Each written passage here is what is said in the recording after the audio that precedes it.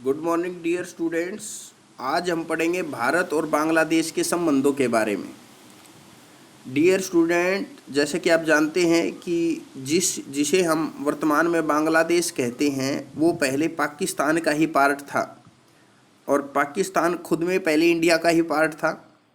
पर अभी हम ज़रा सा एक बार आपको बता देते हैं पाकिस्तान के बारे में 2-3 पॉइंट और फिर सीधे आएंगे बांग्लादेश और भारत के रिलेशंस के बारे में। जब भारत से पाकिस्तान देश अलग देश बनता है, जब भारत से अलग होकर पाकिस्तान एक अलग देश बनता है, तो उस पाकिस्तान के दो पार्ट थे, एक पश्चिमी पाकिस्तान, एक पूर्वी पाकिस्तान। जैसे ये इंडिया का मैप है तो भारत के इधर वाले एरिया में तो जो पश्चिमी पाकिस्तान है और जहाँ पर वर्तमान में बांग्लादेश है उस एरिया को पहले क्या बोलते थे? पूर्वी पाकिस्तान। पश्चिमी जो पाकिस्तान है वो पंजाब से काटकर अलग किया गया है, यानी ये वाला जो पार्ट है ये पंजाब से अलग होकर बना था। और जो पूर्वी पाकिस्तान है जो बंगाल व थोड़ा सा असम से काटकर बनाया गया, यानी ये जो पूर्वी पाकिस्तान वाला पार्ट है ये बंगाल को काटकर बनाया गया और थोड़ा सा असम से भी इसमें कुछ हिस्सा लिया गया। तो डियर स्टूडेंट्स, दोनों की खान पान और वेशभूषा एकदम अलग है। तो किन दोनों की? इन दोनों की, यानी पश्चिमी पाकिस्तान और पूर्वी पाकिस्तान का खान पान भी बिल्कुल अलग है और वेशभूषा भी अलग है, संस्कृति भी बिल्कुल अलग है। क्योंकि यहाँ पर आप देखते हो उर्दू भाषा चलती है पश्चिमी पाकिस्तान में और यहाँ बांग्ला भाषा चलती है, ठीक है ना। तो काफ़ी अंतर है इनमें, यहाँ की कल्चर अलग है, भाषा अलग है, खान पीन के तरीके अलग हैं और इनका वेशभूषा भी अलग है। और एक सबसे बड़ा पॉइंट ये भी है, पश्चिमी पाकिस्तान और पूर्वी पाकिस्तान में भौगोलिक रूप से एक दूसरे से दूर है, यानी ये पश्चिमी पाकिस्तान और पूर्वी पाकिस्तान के बीच में दूरी काफ़ी ज़्यादा है। और इस ज़्यादा दूरी होने के कारण इनमें और बहुत ज़्यादा इनमें विविधता होने के कारण अब इनमें क्या होगा? इनमें यूनिटी नहीं बन पाएगी। पश्चिमी पाकिस्तान के लोग पूर्वी पाकिस्तान के लोगों को नीच व छोटा और अपने को ऊंचा मानते थे, यानी ये जो पश्चिमी पाकिस्तान के लोग हैं पूर्वी पाकिस्तान के लोगों को घटिया और नीच समझते हैं। यानी पश्चिमी पाकिस्तान के जो लोग हैं वो अपने आप को सुपीरियर मानते हैं और इनको जूनियर समझते हैं। तो पश्चिमी पाकिस्तान की जो सरकार है, पश्चिमी पाकिस्तान की सरकार पूर्वी पाकिस्तान के लोगों के साथ शोषण व अन्याय करती है। ये जो पश्चिमी पाकिस्तान की जो सरकार है ये पूर्वी पाकिस्तान के लोगों के साथ क्या करती है? शोषण भी करती है और अन्याय भी करती है। और जब इतना ज़्यादा पूर्वी पाकिस्तान के साथ अन्याय होगा तो फिर तो एक दिन ये दिन तो आना ही था कि पूर्वी पाकिस्तान के लोग क्या मांग करेंगे कि हमारे लिए एक अलग देश बनाओ। 1970 की बात है, इंटरनल इलेक्शन होते हैं। शेख मुजीबुर रहमान को विजय प्राप्त हुई और पश्चिमी पाक ने इन्हें गिरफ्तार किया और पूर्वी पाक में विद्रोह शुरू। मैं आपको एक पॉइंट समझाता हूं। जो ये शेख है मुजीबुर रहमान, जो शेख यानी जो ये व्यक्ति हैं जिसका नाम है शेख मुजीबुर रहमान, जहाँ पर इनको जीत मिली है, इनको जीत कहाँ पर मिली है? 1970 के इलेक्शन में इनको जीत मिली और ये जीत मिली है इनको पूर्वी पाकिस्तान वाले एरिया में ये चुनाव जीत गए। पश्चिमी पाकिस्तान की सरकार विद्रोह को कुचलती है। हुआ क्या? विद्रोह क्यों हो रहा है ये? क्योंकि मैंने अभी आपको जस्ट एक पॉइंट समझाया था, जैसे ही ये चुनाव जीत जाते हैं पश्चिमी पाकिस्तान ने इन्हें गिरफ्तार कर लिया और पूर्वी पाक में विद्रोह शुरू हो गए। अरे भाई, जब पूर्वी पाकिस्तान वालों के जो नेता हैं, जब उस नेता को तुम गिरफ्तार कर लोगे तो फिर पूर्वी पाकिस्तान में तो विद्रोह शुरू हो ही जाएंगे ना, क्योंकि और तुम उनके नेता को गिरफ्तार क्यों कर रहे हो? क्योंकि वो जो नेता थे मुजीबुर रहमान, वो जर्नली ये आवाज उठाते रहते थे कि भाई पश्चिमी पाकिस्तान को पूर्वी पाकिस्तान का शोषण बंद कर देना चाहिए, अदरवाइज हम अलग देश बनाएंगे, ये करेंगे, इस टाइप की बातें वो चलती थी। तो फिर क्या हुआ, पश्चिमी पाकिस्तान को ये बात अच्छी नहीं लगी, क्योंकि शेख ने बिल्कुल सच बात बोल दी, और सच बात तो ऐसी होती जैसे आंख में उंगली मारना। तो हुआ क्या, ऐसी कंडीशन में पश्चिमी पाकिस्तान ने इस नेता को गिरफ्तार किया और पूर्वी पाकिस्तान में विद्रोह शुरू हो गए। अब क्या होगा, विद्रोह को पश्चिमी पाकिस्तान की सरकार ने विद्रोह को कुचलती है और पूर्वी पाकिस्तान के लोगों को मारा भी जाता है, किलिंग की जाती है, बहुत बड़े लेवल पे मारा जाता है, उनको यातना दी जाती है, टॉर्चर भी किया जाता है। अब यानी पश्चिमी पाकिस्तान की सरकार क्या काम कर रही है, पश्चिमी पाकिस्तान की सरकार पूर्वी पाकिस्तान के नेताओं को और वहां के लोगों को जो भी आवाज उठा रहा है, उनको बहुत सारे लोगों को मार दिया जाता है और बहुत सारे लोगों के साथ टॉर्चर किया जाता है। जब पूर्वी पाकिस्तान के लोगों के साथ टॉर्चर किया जाएगा इतने ज्यादा बड़े लेवल पर, तो फिर पूर्वी पाकिस्तान के कुछ लोग भागेंगे ना पूर्वी पाकिस्तान को छोड़कर। इससे होता क्या है, 80 लाख शरणार्थी यानी रेफ्यूजी, 80 लाख रेफ्यूजी पूर्वी पाकिस्तान से भारत आए और भारत पर आर्थिक बोझ बढ़ा। हुआ क्या, अब जब पूर्वी पाकिस्तान में उनको मारा जाएगा, पीटा जाएगा, कूटा जाएगा, तो वो बेचारे भागकर भारत में आ गए। और जब उनसे पूछा गया कि आप भारत में क्यों आए, तो उन्होंने बताया कि जब पूर्वी पाकिस्तान में जब हालात नॉर्मल हो जाएंगे तो हम चले जाएंगे। अरे पर वो भारत में आकर आर्थिक दबाव तो बढ़ा ही रहे हैं ना। भारत सरकार इसको वापस लेने को कहती है। भारत सरकार कहती है पश्चिमी पाकिस्तान को, भैया देखिए ये 80 लाख जो लोग हैं वो आपके देश से आए हैं, इनको तो वापस बुला लो। परंतु पश्चिमी पाकिस्तान मना कर देता है। भाई जब मना कर देगा, 80 लाख लोग तुम हमारे देश में भेज रहे हो, एक तो तुमने इलीगल तरीके से उनको भेजा, एक तो तुम्हारे लोग हमारे देश में गलत तरीके से आए, चलो मान लो आ गए, और अब तुम सच को स्वीकार भी नहीं कर रहे हो। अब जब आपको कहा जा रहा है कि इन लोगों को वापस बुला लो, तो अब तुम इनको वापस भी नहीं बुला रहे हो। तो भैया ये तो पूरा का पूरा मतलब भारत के साथ बहुत गलत चीज हो रही है ना। तो अब क्या होगा, इसी बात को लेकर 1971 में भारत और पाकिस्तान के बीच में युद्ध शुरू हो गया। अब क्या हो गया, युद्ध शुरू हो गया। 1971 में भारत और पाकिस्तान के बीच में युद्ध शुरू हो गया। उस टाइम पर इंदिरा गांधी हमारी प्राइम मिनिस्टर थी। पाकिस्तान ये बोला था ये हमारे लोग है ही नहीं। अब पाकिस्तान ने क्या कहा था, जब पाकिस्तान से कहा गया ये 80 लाख लोग जो हैं इनको वापस ले लो, तो पाकिस्तान ने कहा अरे ले तो तब लेना, ये हमारे लोग है ही नहीं। ये कमाल की बात कर दी पाकिस्तान ने।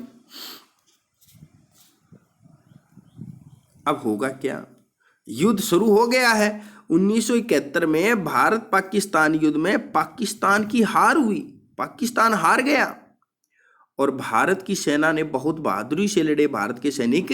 और भारत की सेना ने क्या किया, 93,000 पाक सैनिक आत्मसमर्पण कर देते हैं। यानी 93,000 पाकिस्तान के सैनिकों को भारतीय सेना गिरफ्तार कर लेती, क्योंकि उन्होंने 93,000 पाकिस्तान सैनिकों ने आत्मसमर्पण कर दिया था, यानी हार मान ली थी। पूर्वी पाकिस्तान अब बांग्लादेश बना। बांग्लादेश में लोकतंत्र की स्थापना होती है। अरे भैया एक बात बताइए, मजबूरी के कारण अब पश्चिमी पाकिस्तान को झुकना पड़ा और वो पूर्वी पाकिस्तान अब एक अलग देश बन जाएगा और उस अलग देश का नाम हो जाएगा बांग्लादेश। और बांग्लादेश जो नया देश बनेगा, जैसे ही बांग्लादेश एक नया देश बनेगा, वहाँ पर लोकतंत्र की स्थापना कर दी जाएगी, पार्लियामेंट्री फॉर्म ऑफ गवर्नमेंट वहाँ पर आ जाएगी। बांग्लादेश में संसदीय शासन प्रणाली को अपनाया गया। शुरुआत में बांग्लादेश में भारत की तरह, जैसे भारत में संसदीय शासन प्रणाली चलती है अब बांग्लादेश भी जब आजाद हुआ था, शुरुआत में बांग्लादेश ने भी संसदीय शासन प्रणाली को अपनाया था, परंतु बांग्लादेश ने बाद में क्या किया, परंतु बाद में बांग्लादेश ने 1975 में प्रेसिडेंशियल सिस्टम यानी अध्यक्षात्मक सिस्टम को अपना लिया। इसका मतलब ये होता है, और कब अपनाया, 1975 में। 1975 में अध्यक्षात्मक सिस्टम को अपना लिया, प्रेसिडेंशियल सिस्टम को अपना लिया। अध्यक्षात्मक सिस्टम में क्या होता है, जो पावर होती हैं सबसे ज़्यादा वो प्रेसिडेंट के पास होती हैं। अब होता क्या है, यहां से देखें, इस पैराग्राफ को पढ़ें। शेख मुजीब की पार्टी का नाम अवामी लीग था। भाई एक नेता का नाम क्या है, शेख मुजीब। नेता का नाम क्या है, नेता का नाम है शेख मुजीब, और शेख मुजीब की पार्टी का नाम क्या था, अवामी लीग। भाई नेता का नाम भी बता दिया, शेख मुजीब है, और उस नेता की पार्टी का नाम क्या है, अवामी लीग। और शेख मुजीब ने बाकी अन्य पार्टियों पर प्रतिबंध लगा दिया। मतलब शेख मुजीब ने क्या किया, बाकी सारी पार्टियों पर उन्होंने प्रतिबंध लगा दिया, जिससे तनाव और संघर्ष और बढ़ गया। जिससे देश के अंदर, बांग्लादेश के अंदर क्या हो गया, टेंशन और ज़्यादा बढ़ जाएगी, और लोग आंदोलन करने पे उतारू हो जाएंगे, लोग स्ट्रगल करेंगे। क्यों भाई, ऐसा हो क्यों रहा है, क्योंकि भाई शेख मुजीब गलत कर रहा है।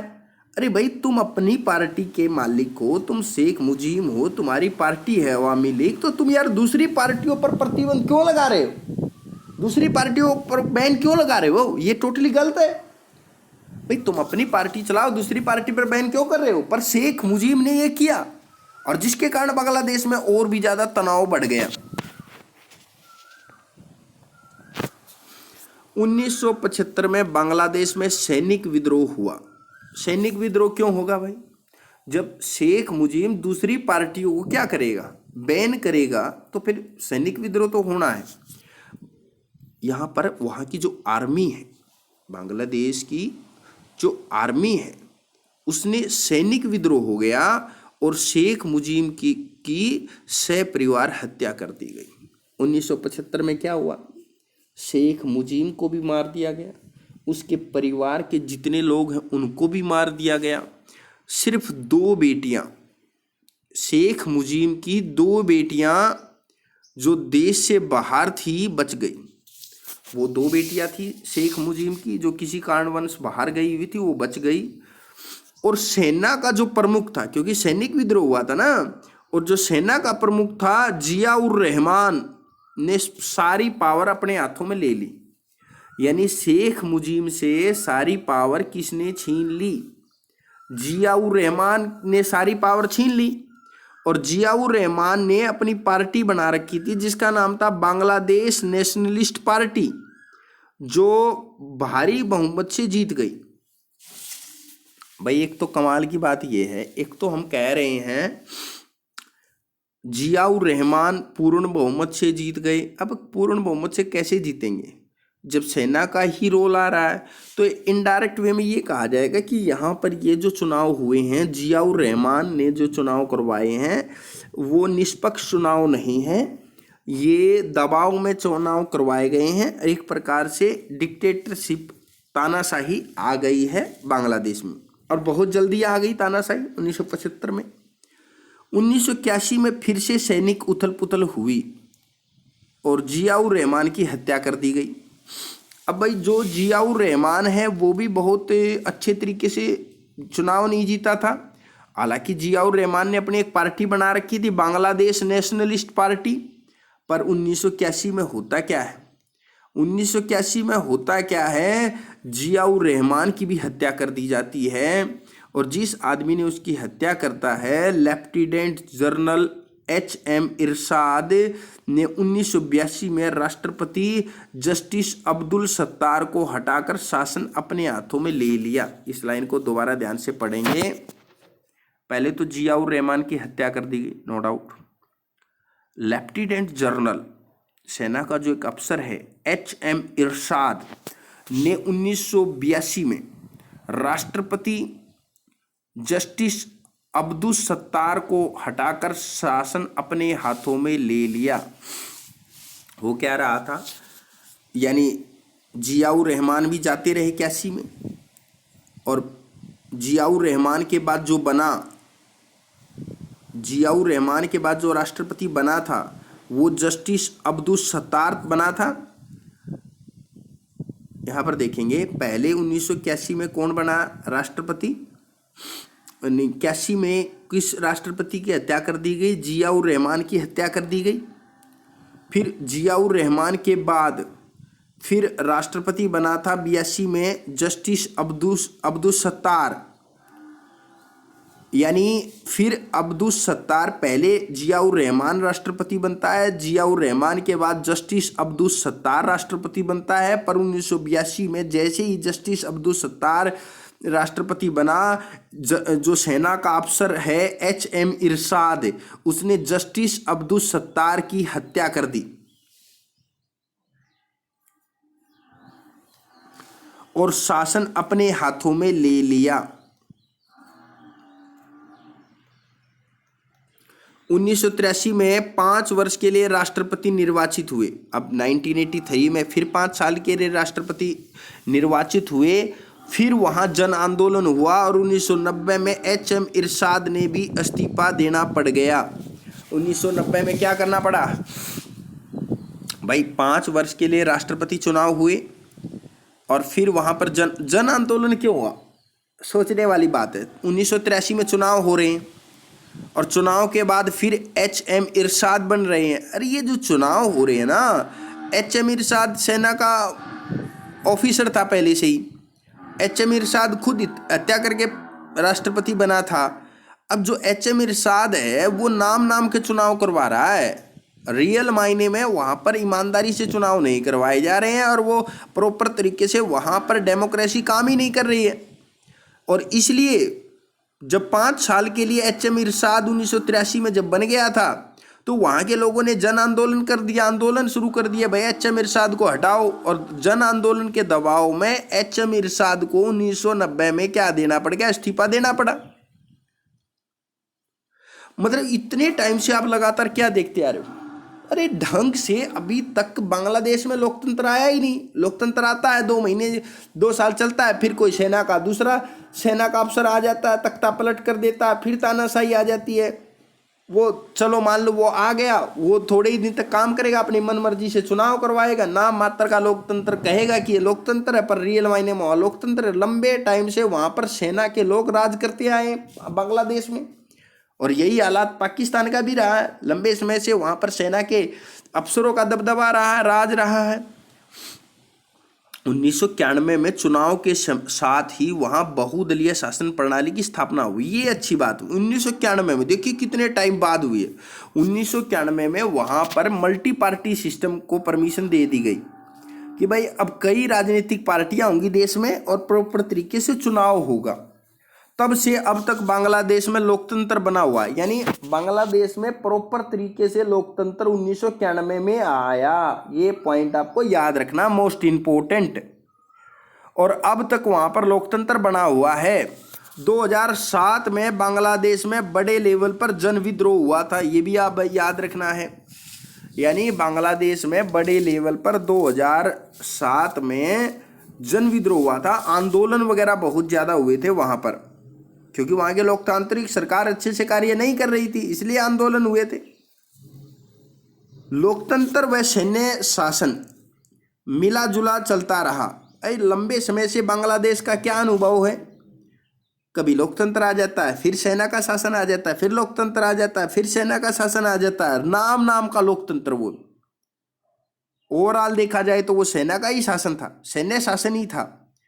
परंतु 1991 के बाद जब मल्टी पार्टी सिस्टम, बहुत सारी पार्टियों को जब चुनाव लड़ने की परमिशन दे दी गई, तब जाके हम कह सकते हैं बांग्लादेश में सही तरीके से लोकतंत्र आया 1991 में, और वो तब से लेकर अब तक चला हुआ है। अब हम ये देख लेते हैं भारत और बांग्लादेश के बीच में तनाव के मुद्दे क्या हैं और सहयोग के मुद्दे क्या हैं। इश्यूज ऑफ टेंशन और कन्फ्लिक्ट्स, वो कौन कौन सी चीज़ें हैं जिन चीज़ों को लेकर वो कौन कौन सी चीज़ें हैं, वो कौन कौन से मुद्दे हैं, वो कौन कौन से इश्यू हैं, जिन इश्यू को लेकर, जिन मुद्दों को लेकर भारत और बांग्लादेश के बीच में टेंशन है, तनाव है, वो कौन कौन से मुद्दे हैं भारत और बांग्लादेश के बीच में, जिन मुद्दों को लेकर भारत और बांग्लादेश के बीच में कॉन्फ्लिक्ट हैं, झगड़े हैं, और वो कौन कौन से मुद्दे हैं भारत और बांग्लादेश के बीच में जिन मुद्दों को लेकर हम आपस में एक दूसरे का कोऑपरेशन कर रहे हैं, यानी सहयोग कर रहे हैं। तो एक बार हम सारे तनाव के मुद्दे पढ़ाएंगे, फिर आपको सहयोग के मुद्दे पढ़ाएंगे कि भारत और बांग्लादेश आपस में सहयोग कहाँ कहाँ कर रहे हैं। सबसे पहले देख लेते हैं तनाव के मुद्दे। मोस्ट इंपॉर्टेंट है डियर स्टूडेंट्स, यहाँ से बहुत मोस्ट इंपॉर्टेंट टॉपिक स्टार्ट हो गया है। गंगा व ब्रह्मपुत्र नदी के पानी के बंटवारे को लेकर दोनों देशों में डिस्प्यूट है, यानी विवाद है। भाई गंगा और ब्रह्मपुत्र नदियां भारत से होकर बांग्लादेश में जाती है और बांग्लादेश बार बार ये कहता रहता है कि जो भारत है वो बांग्लादेश के लिए पर्याप्त मात्रा में पानी नहीं छोड़ता। बांग्लादेश का कहना है भारत गंगा ब्रह्मपुत्र का पानी बांग्लादेश के लिए कम छोड़ता है, और भारत क्या कहता है, भारत क्या कहता है, भारत ये कहता है, भारत कहता है भारत का साइज बड़ा है और वो उसके हिसाब से ही पानी छोड़ता है। अरे भारत कहता है यार बांग्लादेश का साइज भी तो देख लो, साइज तो इतना छोटा है, जितना छोटा है बांग्लादेश उसी के हिसाब से तो पानी छोड़ेंगे। और भारत का साइज देखो, भारत की पॉपुलेशन देखो, तो उसके लिहाज से हमें ज़्यादा पानी की आवश्यकता है, इसलिए हम ज़्यादा पानी रोकेंगे। ये एक झगड़ा चला हुआ है, यानी हमेशा बांग्लादेश वाले यही मुद्दा उठाते रहेंगे, यार हमारे को पानी नहीं दे रहे, तुम हमें पानी नहीं दे रहे हो। भारत वाले कहेंगे भाई दे रहे हैं और कितना दें। अब अगला पॉइंट ये देखेंगे, बांग्लादेश से भारत में अवैध तरीके से रेफ्यूजी प्रवेश करते हैं, ये भी एक बहुत गंभीर समस्या है। अरे भाई बांग्लादेश में प्रॉपर तरीके से लोकतंत्र रहा नहीं, विकास हो नहीं रखा, गरीबी बहुत ज़्यादा है, तो वहाँ से काफ़ी लोग कई बार क्या करते रहते हैं, भारत में बांग्लादेश से बहुत सारे लोग भारत में प्रवेश करते रहते हैं, और वो भी इलीगल तरीके से। जैसे भारत से बांग्लादेश से भारत में अवैध तरीके से रेफ्यूजी प्रवेश करते हैं, जैसे ऐसे ही प्रवेश किए हुए कुछ लोग चकमा शरणार्थी भी हैं। चकमा क्या एक जाति है, चकमा जाति के लोग भारत में काफ़ी प्रवेश कर गए थे, और वो काफ़ी चकमा लोग भारत में रहते हैं। और लंबे समय से ये कहा जाता था, भारत के लोग भारत सरकार लंबे समय से ये कहती आई थी बांग्लादेश की सरकार को, भाई ये जो चकमा लोग जो हैं, जो ये बांग्लादेश से आए हुए हैं भारत में, ये इलीगल तरीके से आए हुए लोग हैं, आप इन चकमा लोगों को वापस बांग्लादेश में बुला लो। पर बांग्लादेश क्या कहता था, भैया हमारे है ही नहीं, हम कैसे बुला लें। फिर बट अभी समस्या का हल ये होने जा रहा है, मोदी सरकार इन चकमा शरणार्थियों को अब भारत का परमानेंट सिटीजन बनाने को जा रही है। असम में स्थानीय लोग कम हो गए, बांग्लादेशी ज़्यादा हो गए हैं। अरे मतलब असम की बड़ी समस्या क्या है, असम के लोग कहते हैं कि यार असम के अंदर बहुत सारे लोग बाहर से आकर बस गए हैं, तो वो बांग्लादेश से आकर बस गए हैं, बहुत सारे बांग्लादेशी जाकर असम में बस गए हैं। तो ऐसे होने के कारण क्या हो गया है, तो ऐसे होने के कारण बांग्लादेश के जो परमानेंट आदमी थे, जो बांग्लादेश में शुरुआत से रहते आए थे, वो तो बांग्लादेश में कम हो चुके हैं, और दूसरे वहाँ पर लोग ज़्यादा हो गए हैं, आउटसाइडर। तो जिसके कारण बांग्लादेश के लोग काफ़ी परेशान रहते हैं।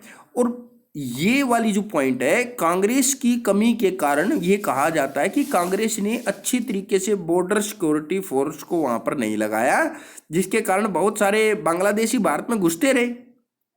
बट मोदी सरकार हमेशा ये मुद्दा उठाती रही है, और इसलिए मोदी सरकार या बीजेपी आप देखोगे असम में लगातार चुनाव भी जीत रही है। क्यों जीत रही है, क्योंकि बार बार यही मुद्दा उठाती है कि विदेशियों को हम असम में और ज़्यादा बाहरी लोगों को, रेफ्यूजी लोगों को हम दोबारा से कहाँ नहीं आने देंगे, इलीगल तरीके से बांग्लादेश से बहुत सारे लोगों को हम असम में नहीं आने देंगे। तो इस तरीके से वहाँ की जनता को ये बात अच्छी भी लग रही है। अब नेक्स्ट पॉइंट देखेंगे डियर स्टूडेंट्स, बांग्लादेश कुछ कट्टरपंथी इस्लामिक आतंकवादी जो भारत विरोधी गतिविधियों में इन्वॉल्व हैं, शामिल है, उनको शरण देता है। यानी बांग्लादेश की एक और गड़बड़ जो गलती करता है, जिस बात को लेकर भारत काफ़ी टेंशन में रहता है, बांग्लादेश कई बार कई आतंकवादी जो कट्टर आतंकवादी है उनको कई बार रहने के लिए ठिकाना भी दे देता है। तो भारत कहता है कि यार ये जो आतंकवादी ये किसी के हित में नहीं है और खासकर भारत के हित में तो बिल्कुल भी नहीं है, तो तुम अपने यहाँ पर इनको रहने के लिए जगह क्यों दिलवा रहे हो। और एक और बड़ा पॉइंट यहाँ पर यह आएगा, भारत और बांग्लादेश के बीच में जो तनाव का मुद्दा, इस बात को लेकर बांग्लादेश भारत की सीमा पर बांग्लादेशी सैनिक और भारत की, देखो जो बॉर्डर है, जो बांग्लादेश और भारत की जो सीमा है, जो बॉर्डर है, वहाँ पर भारत की तरफ से तो BSF है, बॉर्डर सिक्योरिटी फोर्स है, बॉर्डर सिक्योरिटी फोर्स है, और एक तरफ से क्या है, एक तरफ से हमारी BSF है, दूसरी तरफ से बांग्लादेशी सैनिक है। तो सीमा सुरक्षा बल के जवानों के बीच में इक्का दुक्की हिंसक गतिविधियां होती रहती है। अरे मतलब जो बॉर्डर पे जब एक तरफ से बांग्लादेशी सैनिक खड़े हैं और एक तरफ भारत की बॉर्डर सिक्योरिटी फोर्स के सैनिक खड़े हैं, उनके बीच में कई बार बीच में गाली गलौज कहासुनी भी होती रहती है, कई बार ये घटनाएं भी घटती रहती हैं। ठीक है, हालांकि ये बड़ा कोई मुद्दा नहीं है, बट ये भी एक मुद्दा है, ठीक है, जिसके कारण भारत और बांग्लादेश के बीच में कई बार तनाव हो जाता है। अब हम ये देखेंगे, तनाव तो देख लिया हमने, देखा कि भारत और बांग्लादेश के बीच में कई बातों को लेकर तनाव है, ये तो हमने देख लिया। अब हम बात करेंगे सहयोग के बारे में। भाई किन बातों को लेकर भारत और बांग्लादेश दोनों मतलब फ्रेंड की तरह चल रहे हैं, सहयोग कर रहे हैं एक दूसरे का। कहाँ पर? भारत ने बांग्लादेश को अपनी लुक फॉर ईस्ट पॉलिसी, आपको पता होगा भारत ने एक पॉलिसी चला रखी है, लुक ईस्ट पॉलिसी। और भारत ने लुक ईस्ट पॉलिसी कब स्टार्ट की थी? 1991 में, जिस टाइम पर हमारे प्राइम मिनिस्टर थे नरसिम्हा राव और हमारे वित्त मंत्री थे डॉक्टर मनमोहन सिंह। उस टाइम पर ये नीति आई थी, पूर्व की ओर देखो। जो पूर्व की ओर देखो नीति है, पूर्व की ओर देखो नीति की खास बात क्या है?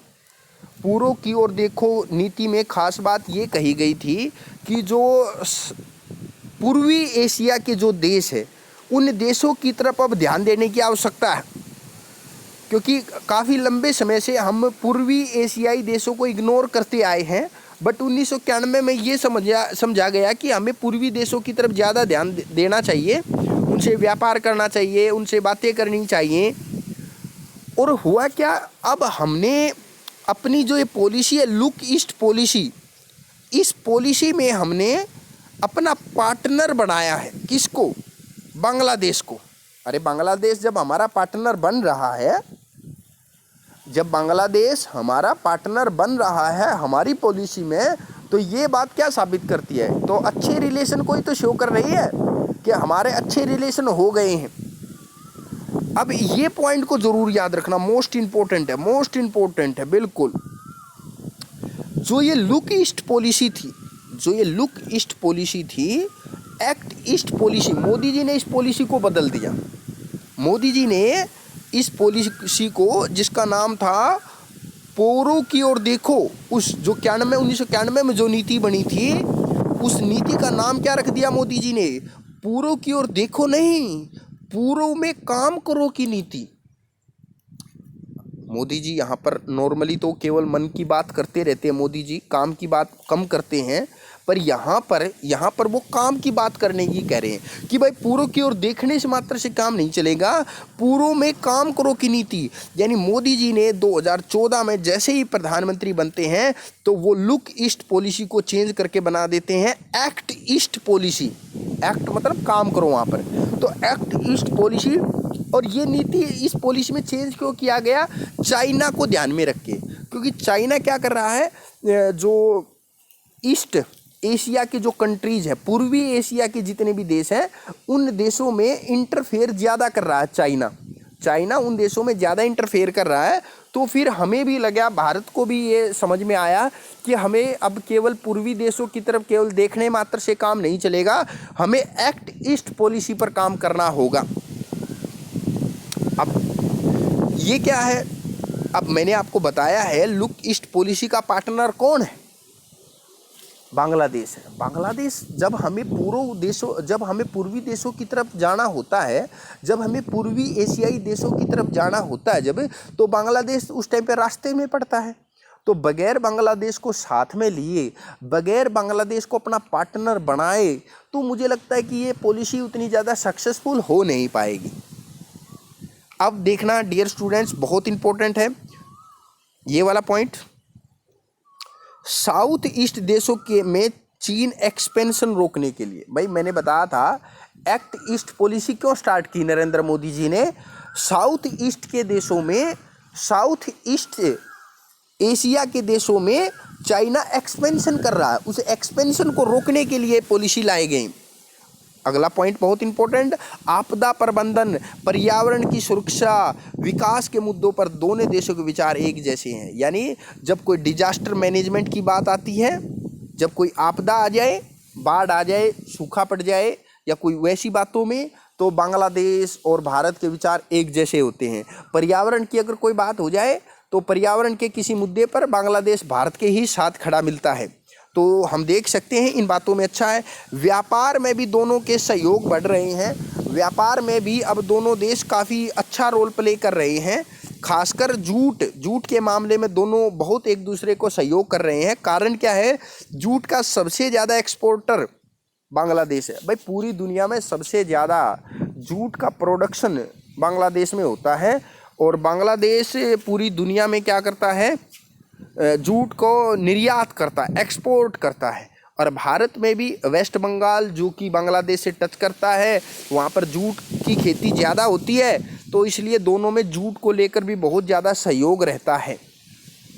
भारत, अगला पॉइंट है, भारत बांग्लादेश में 2015 में समझौता हुआ और सीमा विवाद समाप्त हो गया। अब मैं बताता हूँ 2015 में, यानी मोदी सरकार आई 2014 में, और 2015 में मोदी जी कुछ जो काम कर रहे हैं, भारत और बांग्लादेश के बीच में सीमा को लेकर विवाद चल रहे थे, बाउंड्री को लेकर, सीमा को लेकर कई विवाद चल रहे थे, जिन विवादों को 2015 में मोदी जी द्वारा सोल्व कर दिया गया, मतलब एग्रीमेंट कर लिया गया बांग्लादेश के साथ, और इस प्रकार कुछ सीमा विवादों को समाप्त भी कर दिया गया। अब इसमें अच्छी बात क्या, अच्छी बात यही है यार, अगर हमारे बांग्लादेश के साथ सीमा विवाद अगर कम होंगे तो रिलेशन और अच्छे होते चले जाएंगे। अब ये पॉइंट आप नेक्स्ट वाला बहुत इंपॉर्टेंट, इसको याद रखना। भारत और बांग्लादेश की सीमा बहुत ज़्यादा है। जैसे आपसे कई बार पूछ लिया जाए भाई भारत की सीमा सबसे ज़्यादा किस देश को टच करती है, तो भारत की सीमा सबसे ज़्यादा बांग्लादेश को टच करती है, 4096 किलोमीटर, बहुत ज़्यादा है। भारत व बांग्लादेश के बीच में पहला समझौता कब हुआ, ये पॉइंट याद रखना। वैसे ही अलग से मैंने बता दिया है, मैत्री सहयोग समझौता 1972 में हुआ था। मतलब 1972 में कहा गया था, 71 में भारत ने बांग्लादेश को अलग देश बनवाने में बड़ा योगदान दिया, और 72 में फिर वहाँ के जो राष्ट्रपति है वो खुश हो गए और बोले कि मैत्री सहयोग, भाई भारत और बांग्लादेश की मित्रता को अब कोई तोड़ नहीं पाएगा, हम हमेशा शांति से रहेंगे। ये बात 1972 में कही गई, और पहली बार भारत और बांग्लादेश के बीच में मैत्री समझौता, फ्रेंडशिप समझौता जो हुआ है वो 1972 में हुआ था। एक बात याद रखना, ये भी बहुत इंपॉर्टेंट है, अलग से बता रहा हूँ। भारत और बांग्लादेश के बीच में लंबे समय से एक विवाद रहा। एक विवाद क्या है, ध्यान से देखेंगे, मोस्ट इंपॉर्टेंट वो विवाद है फरक्का विवाद। मोस्ट इंपॉर्टेंट लिख लो, इसके ऊपर बहुत ज़्यादा इंपॉर्टेंट है। फरक्का विवाद क्या है, पहली बात, फरक्का एक जगह का नाम है। फरक्का नामक जगह पर एक बांध बनाया गया। ये बांध कौन सी नदी पर बनाया गया, गंगा नदी पर बनाया गया। पहला पॉइंट, पेपर में एक क्वेश्चन आएगा, फरक्का बांध कौन सी नदी के ऊपर है, तो आंसर देना पड़ेगा गंगा नदी पर। फिर अगला क्वेश्चन ये है, फरक्का बांध किस राज्य में, फरक्का बांध पश्चिमी बंगाल में है। फरक्का बांध कब बना था, फरक्का बांध 1974 में बना था। अब ये वाला पॉइंट पढ़े, बांग्लादेश का कहना है कि इस डैम के बनने से हमें पानी कम मिलता है। अरे बांग्लादेश कहता है यार, जब से तुमने ये 1974 से जब से तुमने ये फरक्का डैम बना लिया ना, हमें पहले ज़्यादा पानी मिल जाता था, अब फरक्का डैम बनाकर तुम पानी ज़्यादा रोक लेते हो और हमें पानी नहीं मिलता है। तो फरक्का जो बांध है, तो फरक्का विवाद भी भारत और बांग्लादेश के बीच में लंबे समय से एक बड़ा विवाद चलता आ रहा है, और ये विवाद 1974 से चलता आ रहा है। सोचिए, अरे 1974 का मतलब ये है तब से, जब से ये बांध बना है तब से। अब एक बड़ा मुद्दा मैंने बताया था, ये भी मोस्ट इंपॉर्टेंट, उसको याद रखना है अलग से। मैं पहले भी बता चुका, चकमा शरणार्थी, ये मोस्ट इंपॉर्टेंट है। जैसे चकमा शरणार्थी, चकमा क्या है, मैंने बताया था एक जाति है। चकमा एक जाति है जो बांग्लादेश की जाति है। चकमा जाति के 80 लाख लोग भारत में आए थे। अभी भी घुसपैठ हो रही है बांग्लादेश से, अभी भी काफ़ी लोग भारत में आ रहे हैं, और वो भी इलीगल तरीके से, जिसको भारत सरकार को रोकना चाहिए। और ये जो चकमा शरणार्थी, अब इनके बारे में मैंने बताया, मोदी सरकार ये प्लान कर रही है कि इनको क्या देने का प्लान किया कर रही है मोदी सरकार, इनको यहाँ की सिटीजनशिप देने के प्लान कर रही है। तो सही है या गलत है उसके बारे में आप सोचिए, और नेक्स्ट टाइम पर जब हम क्लास में मिलेंगे तो बताना हमें। तो न्यू मूर द्वीप एक द्वीप है, एक आइलैंड है, उस आइलैंड का नाम है न्यू मूर। लंबे टाइम से न्यू मूर आइलैंड के को लेकर भी भारत और बांग्लादेश के बीच में विवाद रहा है। न्यू मूर द्वीप है कहाँ पर? बंगाल की खाड़ी में, याद रखना। और बहुत बड़ा द्वीप नहीं है, सिर्फ 12 किलोमीटर का एरिया है। इस द्वीप का एरिया 12 किलोमीटर स्क्वायर किलोमीटर का एरिया है। भारत में इस द्वीप को पूर्वासा कहते हैं। भाई न्यू मूर द्वीप को भारत में क्या कहते हैं? न्यू मूर द्वीप को भारत में पूर्वासा कहते हैं। बांग्लादेश में इस द्वीप को क्या कहा जाता है? दक्षिणी तलपट्टी। बांग्लादेश में न्यू मूर द्वीप को दक्षिणी तलपट्टी कहा जाता है। अब विवाद ये है यार, सिंपल बात है, भारत कहता है कि न्यू मूर द्वीप हमारा है, बांग्लादेश कहता है नहीं नहीं न्यू मूर द्वीप हमारा है। ये है विवाद, और अभी भी चल नहीं रहा है। और अभी पीछे से कुछ घटनाएं समाचार सुनने में आया था कि न्यू मूर द्वीप बंगाल की खाड़ी में है, और अब ये सी लेवल बढ़ने के कारण अब ये समुद्र में डूब गया है। इसलिए जब तक ये समुद्र में डूबा रहेगा तो भारत और बांग्लादेश के बीच में ये झगड़ा थोड़ा शांत रहेगा। एक जगह का नाम है 3 बीघा गलियारा। 3 बीघा गलियारा एक जगह है, उस जगह का नाम है 3 बीघा गलियारा। 1982 में समझौता होता है और इस क्षेत्र पर भारत का अधिकार मान लिया जाता है। पहले जो 3 बीघा गलियारा जो जगह थी, उस जगह का नाम था 3 बीघा गलियारा।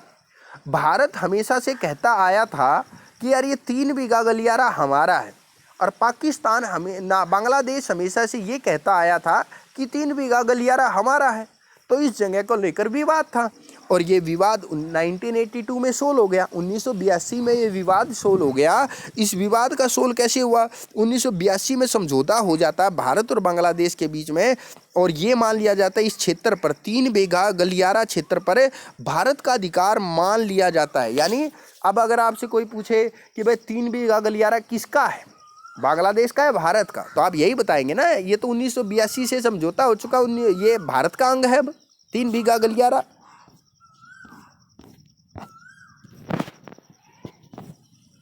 तो आगे देखेंगे डियर स्टूडेंट। अब कुछ छोटे छोटे देखिए, अब छोटे छोटे पॉइंट से आते रहेंगे, इनको भी अपनी कॉपी में लिख लेना और बिल्कुल रट लेना, ठीक है। ये वीडियो थोड़ा सा लंबा होने को जा रहा है, बट क्या करें, अब सोचिए कि एक ही चैप्टर टॉपिक है और उसको इतने पार्ट्स में डिवाइड कर दिया जाएगा तो फिर वो ठीक नहीं रहता, ठीक है। अब देखिए डियर स्टूडेंट्स, बहुत इंटरेस्टिंग 1983 की बात कर रहे हैं। 1983 में दोनों देशों के बीच तीस्ता जल समझौता होता है। भाई तीस्ता नदी के ऊपर भी झगड़ा है। तीस्ता नदी भारत से होकर, वेस्ट बंगाल से होकर बांग्लादेश में जाती है। तो जो तीस्ता नदी है, फाइनली जाकर ये गंगा नदी में जाकर मिलेगी तीस्ता नदी। जो तीस्ता नदी है, बांग्लादेश हमेशा से कहते आया था कि भारत तीस्ता नदी का ज़्यादा पानी अपने पास रख लेता, हमारे पास कम छोड़ता है। तो फिर क्या हुआ था, 1983 में तीस्ता नदी पर भारत और बांग्लादेश के बीच में समझौता हो गया था। भाई तुम तीस्ता नदी का इतना पानी यूज़ कर लो, हम तीस्ता नदी का इतना पानी यूज़ कर लेंगे, और इस झगड़े को काफ़ी हद तक सोल्व कर लिया गया। तो सिंपल है, पेपर में क्वेश्चन पूछ लिया जाएगा, तीस्ता नदी समझौता किन 2 देशों के बीच में हो चुका है? तो बताएंगे भारत और बांग्लादेश के बीच में। और कब हुआ था? 1983 में, ठीक है। अब एक क्वेश्चन ये भी याद रखना, कोलकाता ढाका बस सेवा शुरू कब हुई थी? यानी एक बस है, वो बस कोलकाता से ढाका जाती है। अब बांग्लादेश की राजधानी ढाका है, बांग्लादेश की राजधानी ढाका है, और कोलकाता से ढाका एक बस जाती है। और इस बस की स्टार्टिंग कब हुई? 1999 में। तब हमारे अटल बिहारी वाजपेयी हमारे प्रधानमंत्री थे। उस टाइम पर कोलकाता से ढाका बस सर्विस स्टार्ट की गई थी, ताकि भारत और बांग्लादेश के बीच में अच्छे रिलेशन बन सके। 2008 की बात करते हैं, कोलकाता से ढाका मैत्री रेलगाड़ी चली थी। यानी 2008 में क्या किया गया था, आपको पता होगा 2004 से लेकर 2014 तक हमारे प्रधानमंत्री रहते हैं मनमोहन सिंह। तो 2008 में हमारे प्रधानमंत्री कौन है? मनमोहन सिंह। और इसी मनमोहन सिंह जब हमारे प्रधानमंत्री, उसी टाइम पर एक काम किया गया था, एक रेलगाड़ी कोलकाता से ढाका जाती है, ठीक है ना। तो एक कोलकाता से ढाका की तरफ जो रेलगाड़ी जाती है, ये मैत्री ट्रेन है, मैत्री, फ्रेंडशिप। भारत और बांग्लादेश के अच्छे रिलेशन करने के लिए ही ये ट्रेन चलाई गई। अब एक पॉइंट याद रखना, आवामी लीग, मैं पहले नाम ले चुका हूँ इस पार्टी का, एक बार मैंने बताया था। इस पार्टी का जो नेता था उसकी हत्या कर दी गई थी और उसकी 2 बच्चियां विदेश में रहती थी, वो बच गई थी। उनमें से एक बेटी का नाम है शेख हसीना। शेख हसीना प्रेजेंट टाइम में बांग्लादेश की प्राइम मिनिस्टर है। तो याद रखना, शेख हसीना आवामी लीग की नेता है, याद रखना। 2010 में हसीना जब भारत आई थी, हसीना मतलब शेख हसीना, बांग्लादेश की प्रधानमंत्री। 2010 में हमारे पीएम कौन थे? मनमोहन सिंह। 2010 में हसीना जब भारत आई तो 2009 का इंदिरा गांधी शांति पुरस्कार किसको दिया गया? इंदिरा गांधी पुरस्कार दिया गया था 2009 का हसीना को, ठीक है। दिया 2010 में गया है, पर ये 2009 वाला पुरस्कार है, ठीक है। ये आपका होमवर्क है, इसको अलग से पढ़ लेना। BCIM क्या होता है, आसियान क्या होता है, बिम्स्टेक क्या होता है, दक्षेस क्या होता है, ठीक है। अब अगला पॉइंट देखेंगे डियर, बहुत इंटरेस्टिंग है। राष्ट्रपति ट्रंप के मुताबिक, मतलब अमेरिका के जो पहले राष्ट्रपति थे डोनाल्ड ट्रंप के अनुसार अमेरिका भारत और पाकिस्तान के बीच मौजूद कश्मीर मुद्दे पर मध्यस्थता करने के लिए तैयार है। मतलब ट्रंप ने ये कहा कि अमेरिका का जो राष्ट्रपति है, जो ट्रंप है, उस जो पूर्व राष्ट्रपति है, उसने एक टाइम पर ये कहा था भारत और पाकिस्तान के बीच मौजूद कश्मीर मुद्दा। आपको पता होगा पाकिस्तान और भारत के बीच में कश्मीर को लेकर झगड़ा है। पाकिस्तान कहता रहता कश्मीर हमारा है और भारत तो कहता ही रहता कश्मीर हमारा है, और है भी। तो अब इन दोनों के बीच में कश्मीर मुद्दे को लेकर झगड़ा है।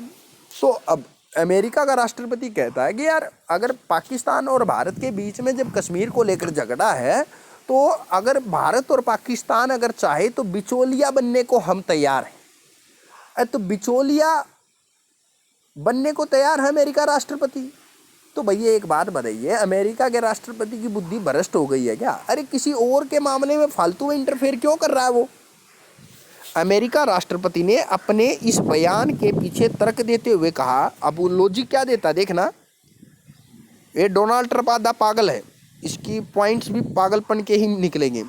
कि जापान के ओसाका में हुई G20 शिखर बैठक में, जापान में एक शहर है ओसाका, वहाँ पर G20 कंट्रीज की बैठक हुई और उस बैठक में उन्होंने ये बात कही थी के दौरान भारतीय प्रधानमंत्री नरेंद्र मोदी ने कश्मीर मामले को सुलझाने में मदद मांगी थी। अब ये एक झूठ बोल दिया इन्होंने। झूठ क्या बोला है ट्रंप ने कहा जब ओसाका में बैठक हो रही थी G20 कंट्रीज की, तब नरेंद्र मोदी जी ने मेरे पास आए थे, ट्रंप के पास, और वो रिक्वेस्ट कर रहे थे यार हमारे बीच बचाव करवाओ और कश्मीर मुद्दे का कुछ हल निकलवाओ। तो झूठ बोलने के लिए खुला मैदान पड़ा है और ट्रंप झूठ बोल रहे हैं। अब जब ये मुद्दा करंट में आ गया है तो एक पॉइंट याद रखना, इस पॉइंट को मैं इसको समझाऊंगा कैसे ये पॉइंट रिलेवेंट है। शिमला समझौता, एक पॉइंट याद रखना, लाहौर घोषणा पत्र, ठीक है। शिमला समझौता और लाहौर घोषणा पत्र भारत और पाकिस्तान के बीच सभी मुद्दों को द्विपक्षीय रूप से हल करने का आधार प्रदान करता है। जो शिमला समझौता हुआ 1972 में, जैसे ही बांग्लादेश अलग देश बनता है 1971 में, तो 1972 में हमारे जब प्राइम मिनिस्टर इंदिरा गांधी थे तो उस टाइम पर शिमला समझौता होता है। और जब हमारे प्रधानमंत्री होते हैं अटल बिहारी वाजपेयी, तो उस टाइम पर लाहौर घोषणा पत्र होता है, मतलब लाहौर में घोषणा की जाती है 1999 में। तो शिमला समझौते में भी और लाहौर घोषणा पत्र में भी, दोनों में एक बात कही गई है कि भारत और पाकिस्तान के बीच के जितने भी मुद्दे हैं, किसी भी बात को लेकर कोई भी अगर कोई झगड़ा है, तो उस झगड़े को सोल्व करने के लिए द्विपक्षीय रूप से हल करने का, यानी कोई भी जब झगड़ा होगा भारत और पाकिस्तान के बीच में, तो हम किसी तीसरे देश को बीच में शामिल नहीं करेंगे।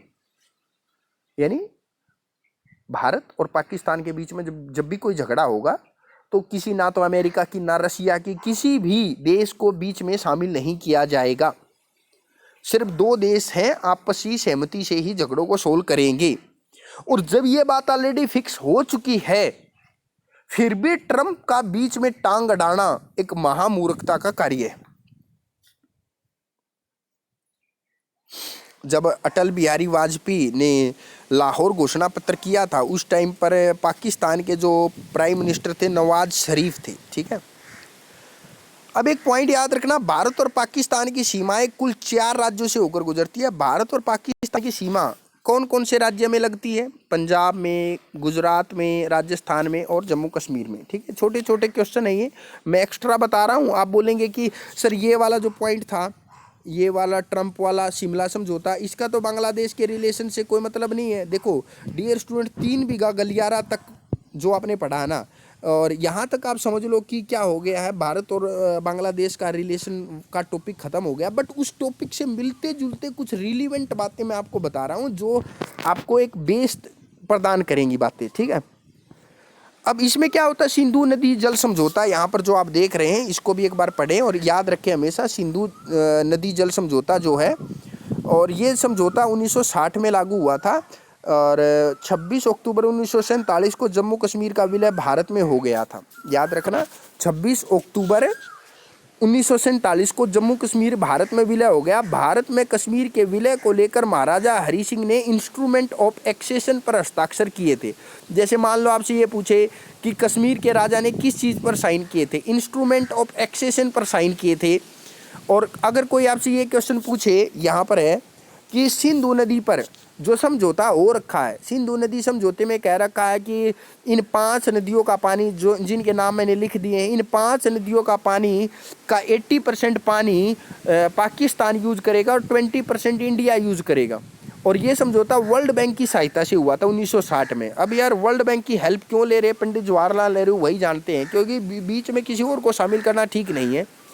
और एक पॉइंट याद रखना, ये अलग से वैसे याद रखो, जब हमारे प्रधानमंत्री थे लाल बहादुर शास्त्री, जिन्होंने नारा दिया था जय जवान जय किसान, तो बाद में उन्होंने, आपको पता होगा 1965 में भारत और पाकिस्तान का युद्ध हो गया था। 1965 में भारत और पाकिस्तान का युद्ध हो गया था और उस युद्ध के बाद भारत और पाकिस्तान के बीच में एक समझौता हुआ था, ताशकंद समझौता। वर्तमान में ताशकंद उज्बेकिस्तान में है और उस टाइम पर ये ताशकंद यूएसएसआर का पार्ट था। तो अगर कोई आपसे पूछ ले ताशकंद समझौता कब हुआ था, तो बताएंगे 10 जनवरी 1966 को। मोस्ट इंपॉर्टेंट है, हर हाल में हमेशा याद रखें ये बातें। 1-2 बातें आपको भारत और पाकिस्तान का जब रिलेशन करवाएंगे तब भी काम आएंगे। यह समझौता 1965 में भारत पाक युद्ध के बाद हुआ था। और एक बात याद रखना, ये पॉइंट मैं ऑलरेडी बता चुका हूँ, ये वाले पॉइंट पढ़ेंगे अभी हम।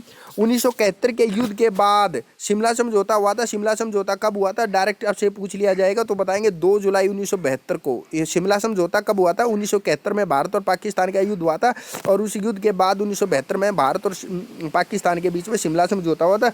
शिमला समझौते के टाइम पर भारत की जो प्राइम मिनिस्टर थी उसका नाम क्या था, उसका नाम था इंदिरा गांधी, ठीक है। 90,000 सैनिकों ने भारत ने बंदी बनाया हुआ था। और इंदिरा गांधी और पाकिस्तान के राष्ट्रपति कौन थे जिस टाइम पर शिमला समझौता हुआ, जुल्फिकार अली भुट्टो। और भारत ने पाकिस्तान से वापस लिया MFN का दर्जा, ये बिल्कुल इंपॉर्टेंट है, इसको याद रखना है। और MFN का मतलब होता है, M का मतलब मोस्ट, M का मतलब क्या होता है यहाँ पर, M का मतलब होता है यहाँ पर मोस्ट, F का मतलब होता है फेवर्ड, N का मतलब नेशन। तो भारत ने पाकिस्तान को मोस्ट फेवर्ड नेशन का दर्जा दे रखा था, जो उनसे वापस ले लिया गया है। उनकी हरकतों की वजह से पाकिस्तान घटिया हरकत करता ना हर बार, इसलिए FATF, ये आप अलग से पढ़ें, FATF financial action task force, financial action task force ने पाकिस्तान को ग्रे लिस्ट में शामिल किया है। ग्रे लिस्ट में शामिल इसलिए किया है FATF financial action task force, क्योंकि बहुत सारे आतंकवादी हो गए हैं जो पाकिस्तान जिनको सपोर्ट करता है। उन पाकिस्तानी आतंकवादी ग्रुप के नाम हैं जैसे मोहम्मद, लश्कर ए तैयबा, जमात उद दावा, ठीक है ना।